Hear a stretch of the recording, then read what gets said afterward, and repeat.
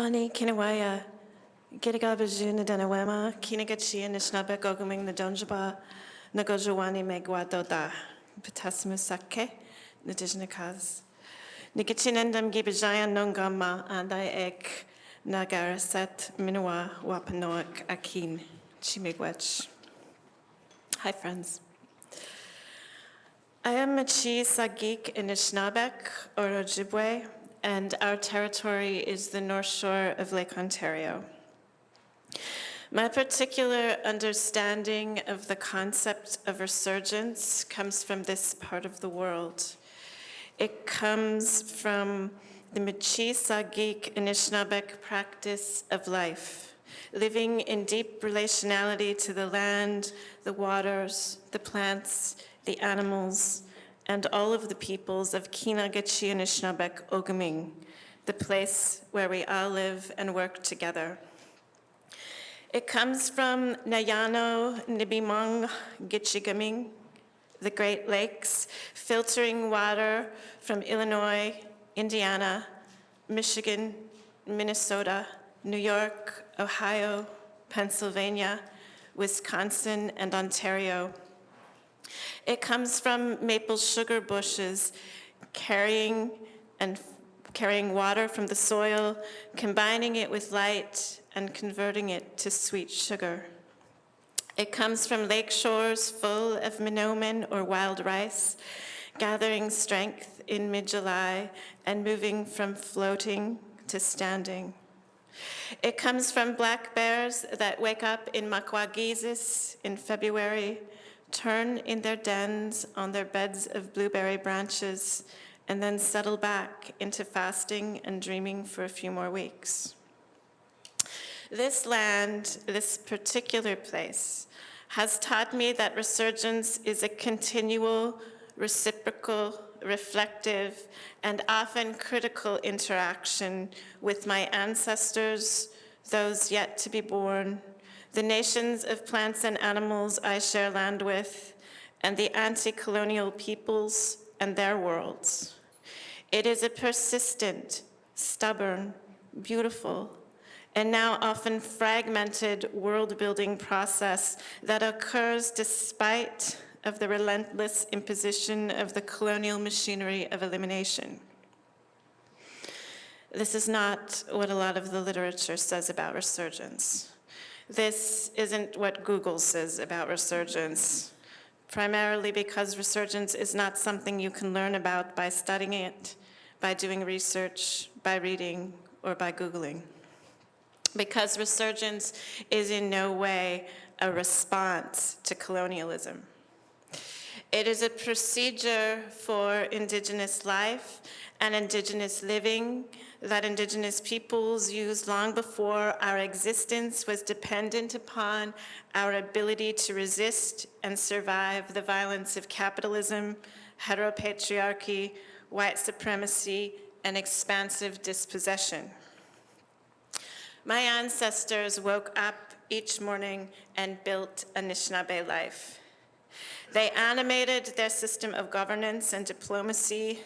They built their collective philosophical and ethical understandings. They made processes for solving conflict and reestablishing balance. They built their economy with the consent of the plant and animal nations they shared land with. They built and maintained and nurtured systems for sharing knowledge and taking care of each other. They worked collectively to produce, reproduce, replicate, amplify, and share Anishinaabe life, because if they did not, Anishinaabe worlds would not exist. They were makers.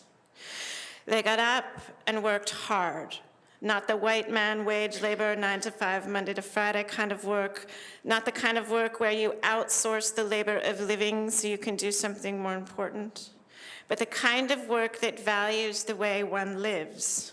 They got up, worked hard all day long to build a life and to build a world. This algorithm of living, theory and praxis seemingly intertwined and relationally responsive to one another, is generated through relations with Michisagik and Anishinabek land that is constructed and defined by our intimate, spiritual, emotional, and physical relationship with it. Living as a creative act, self-determination, consent, kindness, freedom at the core. Replicated over and over, making as the material basis for experiencing and influencing the world. Living with the purpose of generating continual life. Our infrastructure for life was relational, not institutional. Our orientation for life was internationalist. We shared space and time with plant and animal nations and different indigenous nations, mostly without the use of enclosures and violence. We did not have a bank account of money that we saved to protect us against hard times. We had healthy reciprocal relationships with other animal and plant nations, other human families, and neighboring Wendat nations. In times of trouble, we relied upon these relationships and the worlds they created to survive, with the understanding that if their crops failed or if times were hard for them, we would also take care. In thinking about my presence here today at this conference, I started by thinking about how my ancestors would have got here from Ngojawani. The preparations and planning would have likely begun several years in advance, because first I would have to learn how to build a canoe. And because I don't know how to do this, I would have to call Omawanini Robert Commando from Gidigan Zibi, engage in some international diplomacy, and ask for help. I would have had to have harvested the birch bark in Nokoma, the second part of spring when the broad leaves are born. I would need to harvest the materials of 5 other trees: spruce roots, cedar, ironwood, and ash. I would need to obtain consent from each of these beings to help me, and so I would need the sema or tobacco I had made from 4 different plants dried the previous summer. Some of these materials are no longer easy to find in my homeland. I would think about why, name it, understand it, and then I would engage in more international diplomacy with the Dene, and I would ask them for spruce gum. Maybe I would trade some maple syrup or some monomen. I would then need 10 days to build the canoe, which would mean borrowing an elder's front yard on the reserve and bringing in like-minded Anishinaabe to help me. I would discover I would need paddles. So I'd start again by finding someone with that knowledge, harvesting the material, and making the paddles. Then I would know, goodness knows how long, to learn how to drive that thing. Next, I would ask the elders whose lawn I'm borrowing to build the canoe how to get there. He would tell me, Asin sa gigan atikmik sa gigan gichigaming odenabe pimadash kodeyang sakadeachit dewan chinabish. He would tell me I need to put out offerings.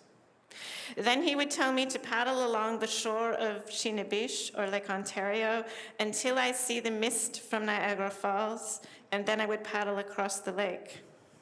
He would add, I don't know if you can still see the mist through the smog of Toronto.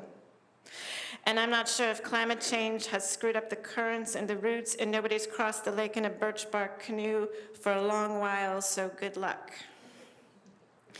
After that, he says he doesn't know the route.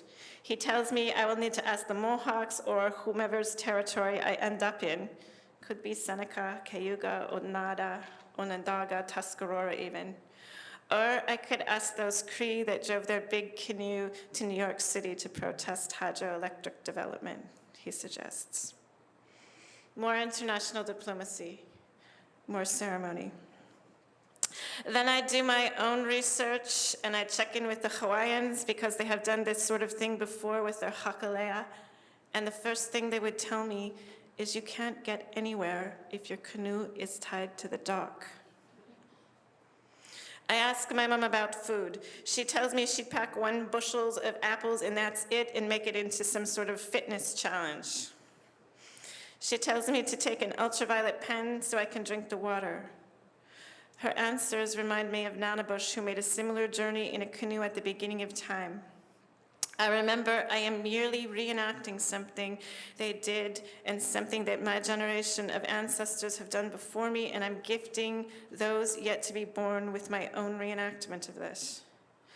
I remember that Nanabush's journey was struggle, an ordeal even, that they relied upon countless beings for help and that they almost didn't make it. But also that this was their methodology for learning about the world that Joué Manado had placed them in. So let's say by some sort of Anishinaabe miracle that I find the Hudson River and I make it here. In my ongoing conversation with my ancestors, Mindemoya, let's call one of them, and that word means old woman or the one who holds everything together, wants to know why. Why am I going to Brown? Why was putting all this effort, likely 2 years of effort, with 9 different indigenous nations and countless different plants and animals, not to mention the 730 days of irritating conversations with Mindemoya? Mindemoya pointedly says, what do you have to say that is so important that you spent 2 years of effort with at least 9 different indigenous nations and countless different plant and animal nations, not to mention the 730 days of irritating conversations with me? I am careful with my answer. I think through, I sift through, and then I say, remember when this world was new, and Joué Manado, the one who loves us unconditionally, sent Nanabush on a walk all around the world to visit and learn from all of the living beings, communities, and nations we share this place with. Mindemoya nods. Then we have an ethical responsibility to do the same, to visit with the anti-colonial peoples of the world and to live in solidarity with and to listen with our hearts to understand and disrupt, as Nerbessi Philip says, the 2 genocides of the Americas and beyond. Had I taken this route to get here, and I did not, I would have learned a tremendous amount about Anishinaabe theory, ethics, practices, and skill. I would have built friendships in a network of international relations. I would have learned things from the land, unurbanized, polluted, not even close to pristine land that I cannot predict or propose. And in terms of my own research and artistic practice, I would have planted the seeds that would have likely driven my process for years to come. Even if I never made it to Brown, the process would have been generated.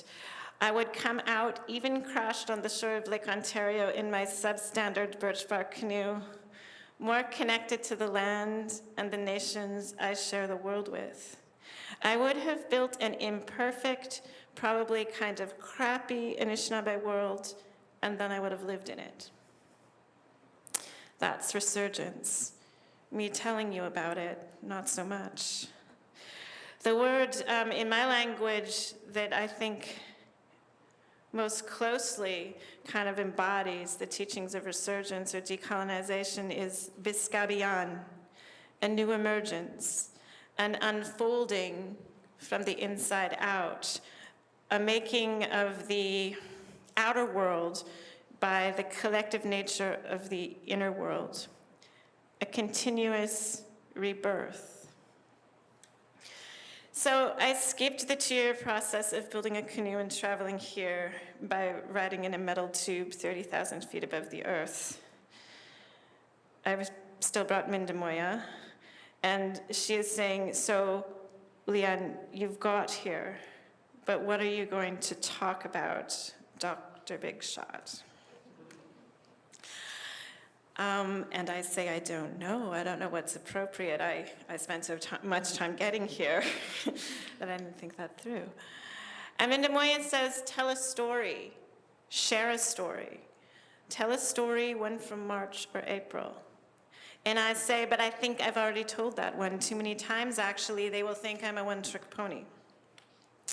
And Aminda Moya says, do they understand that story yet? Do you? Me? History would probably tell me that I do not. And Minda Moya says, then tell it again and try to do a better job this time. This is a story I first learned from Doug Williams from Curve Lake First Nation about 20 years ago. In this iteration of the story, the main character's name is Bedabin, and that means dawn. It actually means that first light of dawn. So before the sun appears on the horizon, there's like a little bit of light. It's made up, Bedabin, of 3 tiny words. The Be is a prefix that means the future is coming at you. The Da means home or the present, the right now. And the Ba or the Ban is a suffix that we would add to the end of someone's name when they had passed on. So it evokes the past. So that moment that happens every day in most parts of the world, where that first light comes up over the horizon, the present, is actually a collapsing of the future of the Ba and the Ban, the past. And I really liked to think about that concept of presencing. Presencing in the center of the past and the future. So Bedabin makes visible what was previously invisible, light and heat of the sun traveling. Bedabin is out walking in the bush one day. It's Sigwan, the first part of spring. The lake is opening up. The snow is finally melting. They are feeling that first warmth of spring on their cheeks. Oh, Nikichinendam, they are thinking. I am happy. And then that Bedabin who is out walking, collecting firewood for their dodom. Dodom is a word that children would refer to their mothers, and it means my breastfeeder. So then that Bedabin who is out walking, collecting firewood for their dodom, decides to sit under the maple tree, Ninatik. Maybe just stretch out, maybe have a little rest, maybe gather firewood a little later. Oh, I'm feeling happy today, says that Bedabin. And while that Bedabin is lying down and looking up, they see a squirrel up in the tree. Anin Ajidamo, I hope you've had a good winter. I hope you've had enough food cached. But Jidamo doesn't look up because she's already busy. She's not collecting nuts, Gawin. She's not building their nest, Gawin, not yet. She's not looking after any young, Gawin, it's too early. She's just nibbling on the bark and then doing a little sucking. Nibble, nibble, suck. Nibble, nibble, suck. Bedabin is feeling a little curious, so they do the same on one of the low branches. Nibble, nibble, suck. This stuff tastes good.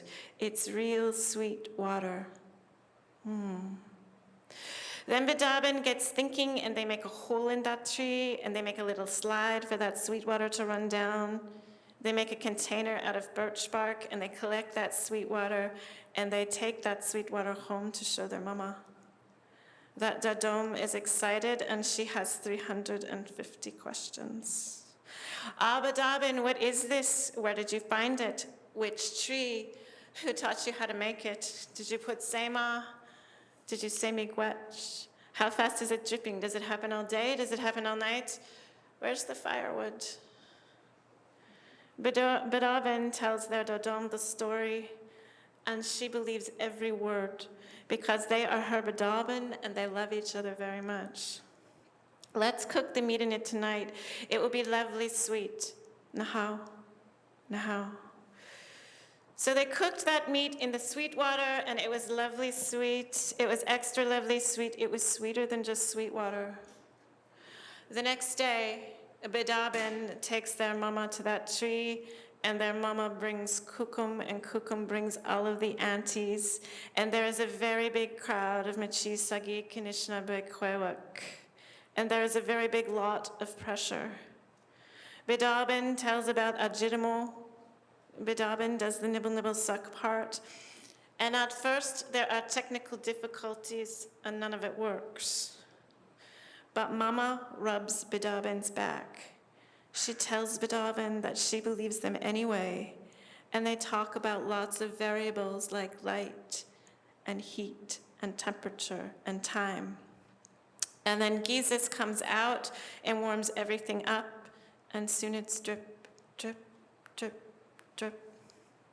Those aunties go crazy. Sasakwe. They're dancing around, hugging a bit too tight, high kicking and high-fiving until they take it back home and boil it up and boil it down into sweet, sweet sugar. Ever since, every zigwan, those Machisagi Kinishnabe Kwewak collect that sweet water and boil it up and boil it down into sweet, sweet sugar.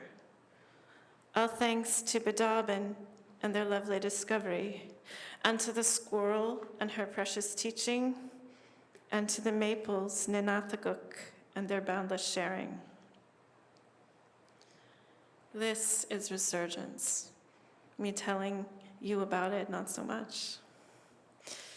Bedabin is a concept, a theory, a philosophy, a living person with a spirit. Actually, several living people carry that name, and an event that happens every single day in almost all parts of the world.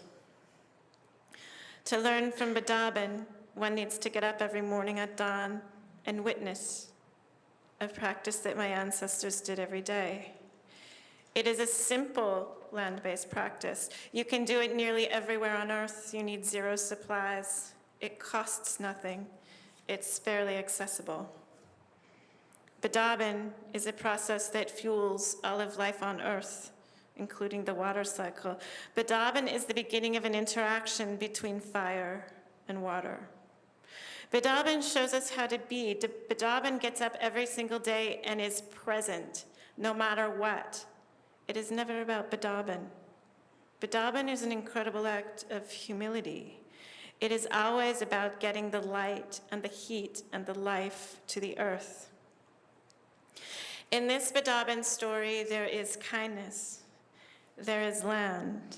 There are elders and children and adults and plants and animals and more water and land and air and ancestors and those yet unborn, heat and light. There is consent and the process of consensus. There is individual and collective self-determination. There is a sharing of knowledge across borders, from the Squirrel Nation to the Anishinaabeg to the Maples. There is a normalization and a centering of queerness that is inclusive of cis, straight aspects of community. There is an absence of surveillance. No one gave Bedabin a mark on their new learning. And there is success because there is more connection. Like me in my theoretical canoe, Bedabin would have been successful whether or not they made maple sugar, whether or not they even met the squirrel, because at the end of the day, they were more connected to the beings they share their world with. At the end of the day, they experienced joy.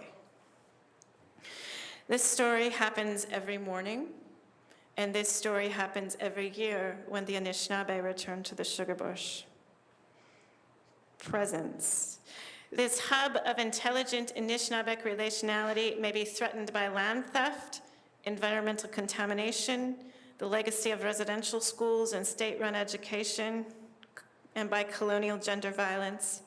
But Bedabin is there anyway, making maple sugar as they have always done, in a loving, compassionate reality, propelling us to recreate the circumstances within which this story and Anishinaabe win takes place. propelling us to rebel against the permanence of settler colonialism and not just dream alternative realities, but to collectively and continually create them on the ground in the physical world in spite of being occupied. What if Betaben had no access to the sugar bush because of industrial contamination or climate change? What if they were too depressed or anxiety-ridden from being erased from Canadian society, removed from their language and homeland, targeted as squaw or slut or drunken Indian, or just too sad from being bullied for not neatly fitting into the colonial gender binary? What if the trauma and pain of ongoing colonial gender violence made it impossible for their mama to believe them, or for their mama to reach out and so gently rub their lower back at that critical point? What if that same trauma and pain prevented their aunties and elders from gathering around them and supporting them when there were technical difficulties? What if settler colonial parenting strategies positioned the child as less believable than an adult? What if Betaben had been in a desk at school that didn't honor at its core their potential within Michi Sagik Nishnabek intelligence? Or if they had been in an educational context where having an open heart is a liability instead of a gift? What if they hadn't been running around, exploring, experimenting, observing the squirrel, completely engaged in a Michi Sagik Nishnabek way of knowing? What if they hadn't been on the land at all? What if Betaben lived in a world where no one listens to girls or two-spirit children or children? What if Betaben had been missing or murdered before they ever made it out to the sugar bush? And what if we were working together to create the conditions where we could create and support thousands and thousands of Betabens? Miigwech.